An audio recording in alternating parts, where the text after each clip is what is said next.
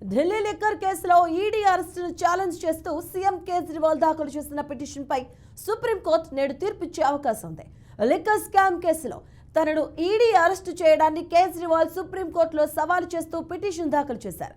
ఇక ఈ పిటిషన్పై విచారణ జరిపిన న్యాయమూర్తులు సంజీవ్ ఖన్నా, దీపాంకర్ దత్తాలతో కూడిన ధర్మాసనం మే 17వ తేదీన తీర్పును రిజర్వ్ చేసింది. అయితే మార్చి 21వ తేదీన ఎన్ఫోర్స్మెంట్ డైరెక్టరేట్ అరవింద్ కేజ్రీవాల్ను అరెస్టు చేసింది.